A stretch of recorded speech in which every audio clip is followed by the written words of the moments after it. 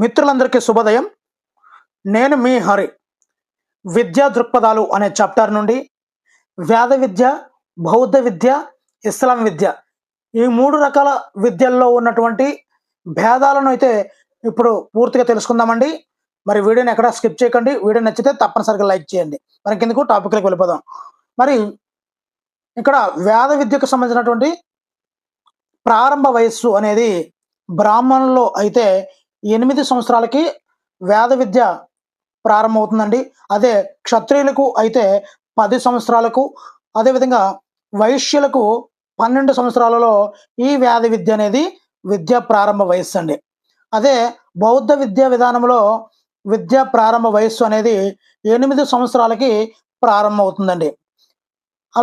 అలాగే ఇస్లాం విద్యలో విద్యను ప్రారంభించే వయస్సు 4 సంవత్సరాల 4 నెలల 4 రోజులకి ఈ యొక్క విద్య అనేది ప్రారంభమవుతుందండి. మరి విద్య అనేది ముగింపు కూడా వివిధ కాలాల్లో వేరువేరుగా ఉండేది. విద్య ముగింపు వయస్సు వేద విద్య కాలంలో 18 సంవత్సరాలుగా ఉండేదండి. అదేవిధంగా బౌద్ధ విద్యలో 20 సంవత్సరాలుగా ఉండేదండి. సో ఈ విధంగా విద్య ముగింపు అనేది ఉండేదండి. మరి విద్య ఆరంభ ఉత్సవం వేదకాలంలో ఉపనయనంతో ప్రారంభమయ్యేదండి. దేంతో అండి? ఉపనయనంతో ప్రారంభమయ్యేది. అదే బౌద్ధ విద్యలో విద్య ప్రారంభం అనేది పబ్బజ్ఞ చాలా చాలా ఇంపార్టెంట్ బిట్లు అండి. ఇది టెట్లో చాలా సార్లు అడిగాడండి. బౌద్ధ విద్యలో విద్య ప్రారంభ ఉత్సవాన్ని ఏమని అంటారు అని ఈ విధంగా క్వశ్చన్ అడుగుతాడు. మరొకటి ఏంటంటే పబ్బజ్ఞ అనే విద్యా ప్రారంభోత్సవం ఏ విద్యలో జరుగుతుంది? ఏ వేద విద్య, బి బౌద్ధ విద్య, సి ఇస్లాం విద్య, ఈ విధంగా అడుగుతుంటాడండి. ఇక్కడ ఆన్సర్ ఆప్షన్ బి బౌద్ధ విద్య అండి. అదేవిధంగా మరి ముస్లిం అదే ఇస్లాం విద్యలో విద్య ప్రారంభ ఉత్సవం అనేది బిస్మిల్లా అంటారండి జనరల్గా. అదే బాలికలు అంటే లేడీస్కి అయితే జార్ఫీ పానీ అనే ఉత్సవంతో విద్య అనేది ప్రారంభమవుతుంటుందండి. అదేవిధంగా విద్య ముగింపుకు కూడా ఉత్సవం చేస్తుంటారండి. విద్య ముగింపు కూడా ఉత్సవం జరుగుతుంటుంది. వేద విద్యలో సమవర్తన అంటామండి. ఈ ముగింపు ఉత్సవాన్ని సమవర్తనం అంటారండి. అదే బౌద్ధ విద్యలో అయితే ఉపసంపద అంటారండి. ఈ యొక్క బౌద్ధ విద్యలో విద్య ముగింపు ఉత్సవాన్ని. ఓకేనండి. మరి విద్య యొక్క లక్ష్యాలు చూద్దామండి. విద్య యొక్క లక్ష్యాలు చూసినప్పుడు వేద విద్యలో లక్ష్యం ఏంటంటే మోక్షానికి దారి చూపడం అండి. ఇంకా ఏంటంటే ఆత్మ సాక్షాత్కారము, ముక్తి, నైతికాభివృద్ధి, శీల నిర్మాణము, సమగ్రాభివృద్ధి, ఇవన్నీ వేద విద్యలో ఉన్నటువంటి లక్ష్యాలండి. రెండోది బౌద్ధ విద్యలో మనం చూసుకున్నట్లయితే లక్ష్యాలు చూసినట్లయితే దుఃఖాన్ని నివారించడం అండి. ఇంకొకటి ఏంటంటే నిర్వాణ. తర్వాత ఇంకా ఉన్నాయండి జీవికను సిద్ధం చేయడం అండి. ఇంకా నైతికాభివృద్ధి అనేది భౌతిక విద్యలో ఉన్నటువంటి లక్ష్యం అండి. మరి ఇస్లాం విద్యలో ఉన్నటువంటి లక్ష్యం ఏమిటంటే ముస్లిం రాజ్యాన్ని పటిష్టపరచడం అండి. ఇంకా ఉన్నాయండి, ఇది ఒకటే కాదు, ఇంకా ఉన్నాయి. నియమబద్ధమైనటువంటి మహమ్మదీయులను తయారు చేయడం అండి.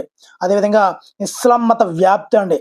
అదేవిధంగా ఇస్లాం ఆధార సామాజిక వ్యవస్థను ఏర్పాటు చేయడం, అదేవిధంగా పరలోక ప్రాప్తికి సిద్ధం చేయడము అనేవి ఇవన్నీ కూడా ఇస్లాం మతం యొక్క విద్యా లక్ష్యాలండి. ఇప్పుడు విద్యా లక్షణం చూద్దామండి. మరి ఇక్కడ ఈ యొక్క వేద విద్యలో ఉచిత విద్య అనేది జరుగుతూ ఉండేదండి. వేద విద్యలో ఉచిత విద్య అనేది జరిగింది. అదేవిధంగా బౌద్ధ విద్యలో అందరికీ విద్య అండి. అందరికీ ప్రవేశం కల్పించేవారండి. అదేవిధంగా ఇస్లాం విద్యలో విద్య యొక్క లక్షణం విజ్ఞానాన్ని సంపాదించడం. ఇప్పుడు బోధనా భాషగా చూద్దామండి. వేద విద్యలో వేదము అంటే సంస్కృతంలో ఉంటుంది కాబట్టి సంస్కృతం ఫిక్స్. ఓకేనండి. ఇప్పుడు బౌద్ధ విద్యలో బోధనా భాష అనేది పాలీ భాష, ప్రాకృత భాషలో ఉండేదండి. బౌద్ధుల కాలంలో బోధనా భాష పాలీ భాష, ప్రాకృతం భాష. అదే ఇస్లాం విషయానికి వస్తే ఇస్లాం విద్యలో బోధనా భాషగా అరబిక్, పర్షియన్, ఉర్దూ ఇవన్నీ కూడా ఉండేవండి. ఇక్కడ బోధనా పద్ధతులు చూద్దామండి. బోధనా పద్ధతులు అనేది వాచిక, మౌఖిక అనే పద్ధతుల్లో వేద విద్యను చెప్పేవారండి. మరి అదే బౌద్ధ విద్యలో వచ్చినట్లయితే వాచిక, చర్చ, సంభాషణ అనే వీటన్నిటిలోని ఉపయోగించేవారండి. అదే ఇస్లాం విద్యకు వచ్చేసరికి వాచిక, ఉపన్యాస, చర్చ, ప్రశ్నోత్తర ఈ బోధనా పద్ధతులు అయితే ఇస్లాం విద్యలో ఉపయోగించేవారండి. మరి బోధన విషయాలు చూద్దామండి. బోధన విషయాలు చూసినట్లయితే వేదాలు, ఉపనిషత్తులు, గణితం, వ్యవసాయం, తర్కం, వ్యాకరణం, రాజనీతి, గణితం, ఛందస్సు, జ్యోతిషం ఇవన్నీ కూడా వేద విద్యలో చెప్పేవారండి. అదే బౌద్ధ విద్యలో బుద్ధుని యొక్క నీతి సూత్రాలు, యునాని, గణితం, వ్యాకరణం, ఛందస్సు, విల్లు, సైనిక విద్య, శిల్పకళ, సంగీతం, ఆయుర్వేదం ఇవన్నీ కూడా బౌద్ధ విద్యలో చెప్పేవారండి. మరి అదే ఇస్లాము విషయానికి వచ్చేసరికి ఖురాన్ యొక్క నీతి సూత్రాలు, భాషా శాస్త్రం, న్యాయం, సాహిత్యం, భూగోళ శాస్త్రము ఇవన్నీ కూడా చెప్పేవారండి. ఇంకా భాషా శాస్త్రం, తాబి, రియాబి, యునాని, ఇలాహి ఇవన్నీ కూడా చెప్పేవారండి. మరి పాఠశాలల విషయానికి వస్తే మరి వేద కాలంలో ఆశ్రమాలు ఉండేవండి. ఆశ్రమాలు, గురువు యొక్క నివాసాలు, దేవాలయాలు ఇవన్నీ కూడా వేదకాల విద్యలో ఉన్నటువంటి పాఠశాలలు అండి. అదే బౌద్ధుని యొక్క పాఠశాలలు చూసుకున్నట్లయితే ఆరామాలు, మఠాలు, విహారాలు, పరిషత్తులు ఇవన్నీ కూడా బౌద్ధ విద్యలో ఉండే పాఠశాలలు అండి. మరి ఇస్లాం పాఠశాలకు వచ్చేసరికి దాన్ని మక్తాబులు అంటారండి. అదేవిధంగా మదర్సా అంటారు, మదర్సా ఐలా అంటారు. ఇవన్నీ కూడా ఇస్లాం విద్యలో ఉన్నటువంటి పాఠశాలలు అండి. మరి వేద విద్యలో ఉన్నటువంటి పాఠశాలను మనం చూసుకున్నట్లయితే మరి చెప్పేసుకున్నామండి. ప్రసిద్ధమైనటువంటి విశ్వవిద్యాలయాలు చూసుకున్నట్లయితే వారణాసి, కంచిలో వేద విద్యనైతే ప్రసిద్ధమైనటువంటి విశ్వవిద్యాలయాలు ఉన్నాయండి వేద విద్యకు సంబంధించి. అదేవిధంగా అదే బౌద్ధ విద్యలో నలంద, తక్షశిల, నాగార్జునకొండ, అమరావతిలో ఈ యొక్క ప్రసిద్ధమైనటువంటి విశ్వవిద్యాలయాలు ఉండేవండి. మరి ఇక్కడ శ్రీ విద్య విషయానికి వద్దామండి. శ్రీ విద్య విషయానికి వస్తున్నట్లయితే మరి విద్యా సౌకర్యం వేద కాలంలో విద్యా సౌకర్యం లేదండి. కానీ తొలి వేద కాలంలో అయితే స్త్రీలకు విద్యా సౌకర్యం అయితే ఉండేదండి. కానీ మలివేద కాలానికి వచ్చేసరికి ఈ శ్రీ విద్య అనేది నిషేధింపబడ్డదండి.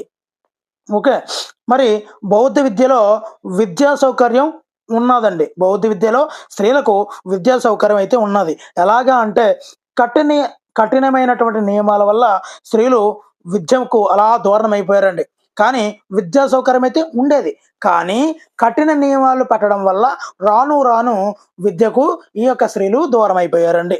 మరి అదే ఇస్లాంలో అయితే ఈ యొక్క స్త్రీ విద్య అనేది లేదు అండి. మరి గురువు శిష్యుల మధ్య ఉన్నటువంటి సంబంధం ఏ విధంగా ఉండేది అంటే ఇక్కడ వేద విద్యలో తండ్రి కొడుకుల మధ్య ఏ విధమైనటువంటి సంబంధం ఉండేదో ఆ విధమైనటువంటి సంబంధం ఉండేదండి. జ్ఞాన ఆధ్యాత్మిక సంబంధము, ప్రత్యక్ష సంబంధం అండి ఇవన్నీ కూడా. మరి అదేవిధంగా బౌద్ధ విద్యలో కూడా తండ్రి కొడుకుల మధ్య ఉన్నటువంటి సంబంధం ఉండదండి. కానీ ఇస్లాం విద్యలో గురు శిష్యుల మధ్య ఉన్నటువంటి సంబంధం ఇప్పుడు ఏ విధంగా అయితే ఉందో యాజ్ ఎ టీచర్ స్టూడెంట్ యొక్క రిలేషన్షిప్ ఏ విధంగా అయితే ప్రస్తుతం ఉందో అదే విధంగా ఇస్లాం కాలంలో ఉండేదండి. మరి వీడియో నచ్చితే తప్పనిసరిగా లైక్ చేయండి. మీరు చూస్తున్నారు కానీ లైక్ చేయడం లేదు. మీరు లైక్ చేస్తేనేనండి ఎక్కువ మందికి చేరుతుంది, మీలాంటి వాళ్ళకి ఉపయోగపడుతుందని మేము వీడియోలు చేసేది. దయచేసి లైక్ చేయండి, మమ్మల్ని ప్రోత్సహించండి. Thank you for watching. Me Hari signing out.